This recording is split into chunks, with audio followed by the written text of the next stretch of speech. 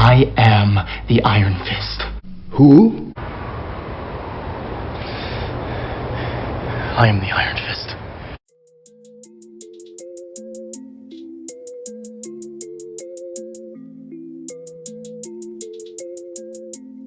Hey, what's up? It's Terrell, the Lion Martial Arts Academy. So, today I'm going to deal with getting an iron fist, or more accurately, an iron hand. Iron palm training. Iron palm is very necessary, it's very crucial. It will take your kung fu to the next level. If you are any type of fighter, anybody who does consistent fighting, anybody who wishes to take their kung fu to a whole nother level, or their karate or their martial arts training to another level, it basically builds up your endurance to take pain.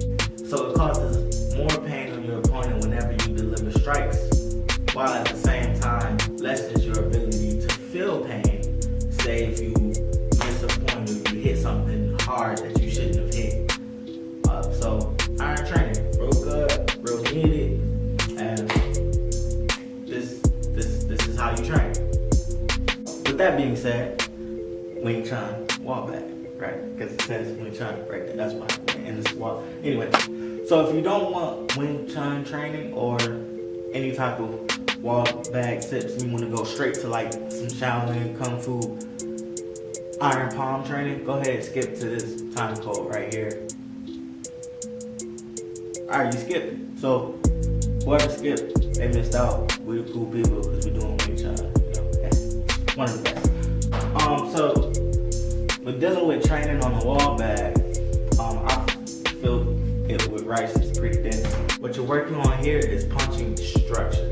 Alright? So with the wall bag, you don't want to start out like hitting hard. Alright, that's not the purpose of this wall bag. You don't want to just go all out and just punch the bag like hard, like this.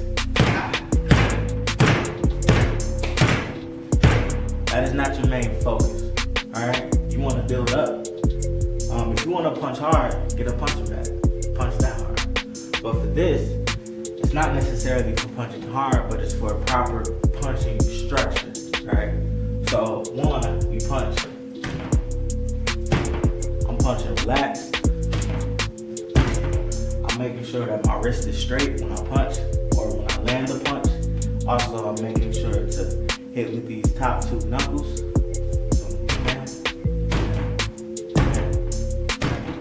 Notice when I punch, it's a very relaxed punch. So it's almost like once I punch, it just lays on the target. And that's what you want, so that the energy lays into or goes completely into the target. So when you punch a person, then when you punch them,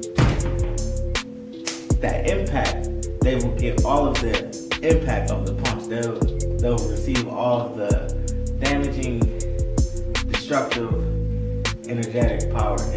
Anyway, no, but seriously, they'll get all of the impact of the punch and you'll get very minimal impact. So when it comes to relaxing while punching, this is what you want, where it just kind of lays in there.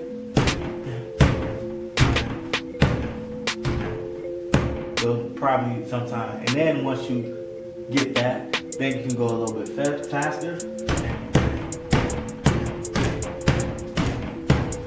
Alright, and then you see people do this all the time, where they just hit the bag as quick as possible.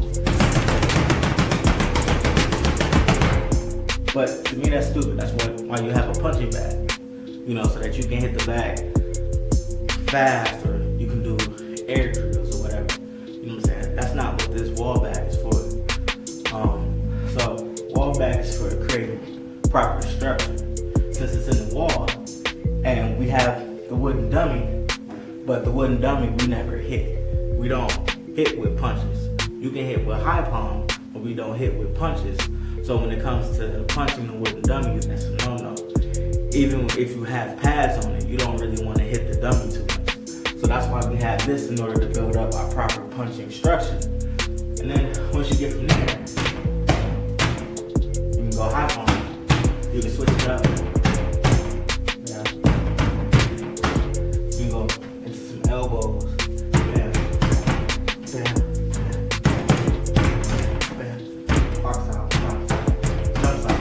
Bah. Double jump. Bah. Bah. Alright?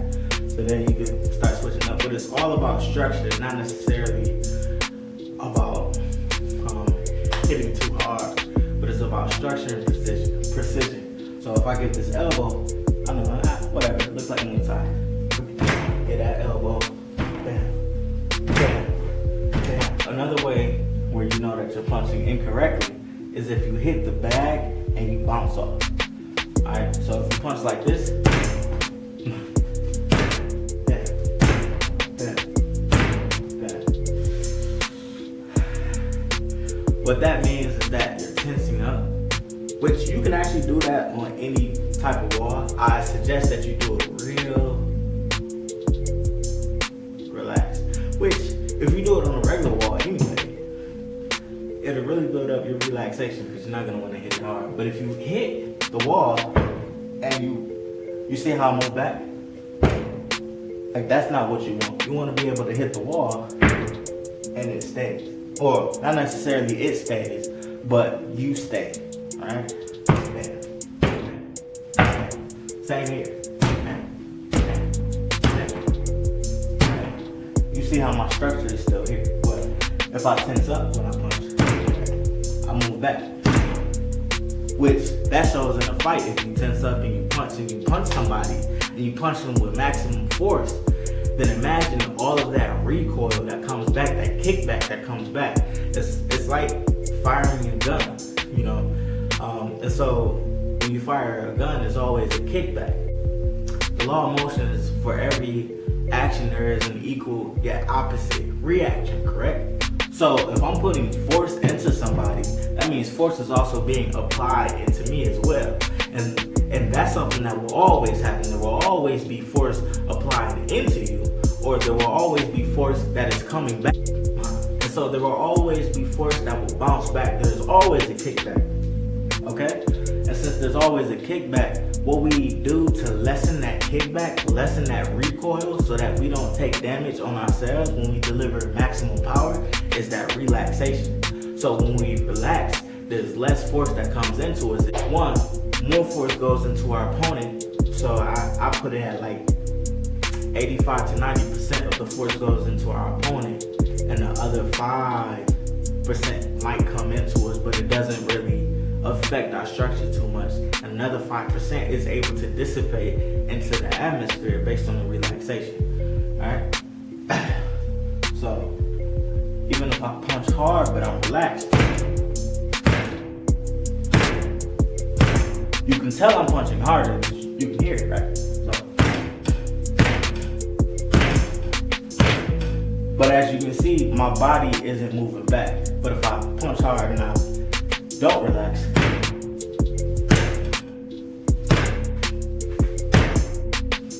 you know, so. Alright?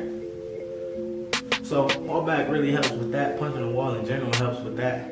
It's leather, it will toughen up your skin. So that's why you don't want to punch hard. Another thing that happens on a wall back is that you want to make sure that your punches are straight. Wing Chun purposes. Punch straight into, because what people tend to do is they punch and then they scrape, punch, scrape, and you don't want that. So it'll teach you to punch correctly. Which everybody ends up punching and scraping, and I think everyone has a little bit of it. You know, as they move forward, but everyone learns once they punch a punching bag without gloves that you shouldn't punch and scrape. You know, like you learn it that first time, and then after that you get better with your punches. You know, but this will really teach you not to scrape, so then you can punch.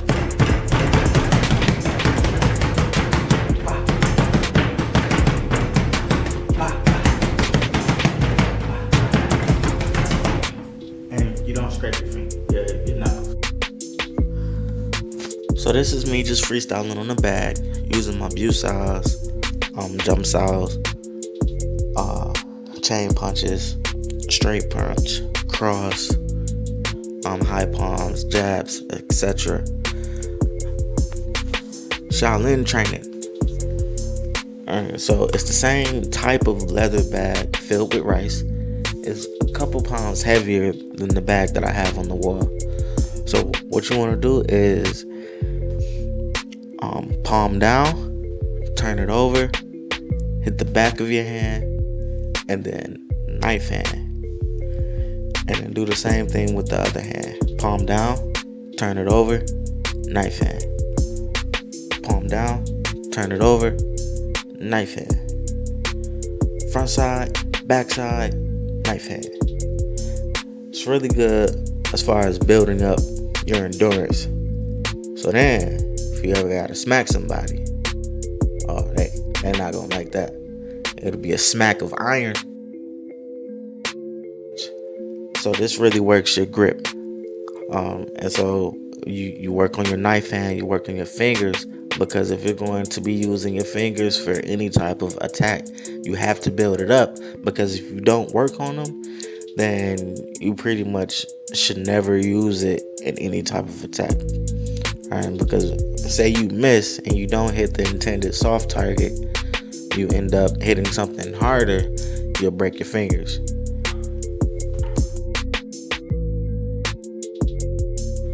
See, this is bonus content right here. Now we building up the forearms. Alright, so you hit the front, the back, and the side of the forearm. So I'm doing it on the dummy. But you can also get like just a pole, or you could work on it on like a tree or something. Don't go super hard and blast your arms, but just get that same motion of where you get the front side, the back side, and also the side. I totally set myself up for failure when it came to language on that one. But yeah, just make sure that you get 3 sides of your forearm. And then next is your shins. Now see me, I'm wearing shin guards. Bam. I'm just working on the dummy. So not banging it extra hard. You don't have to, because it's gonna hurt. Whether you hit hard or not. So if you don't hit hard, it's still gonna hurt a little bit. But just building up the endurance of my shins.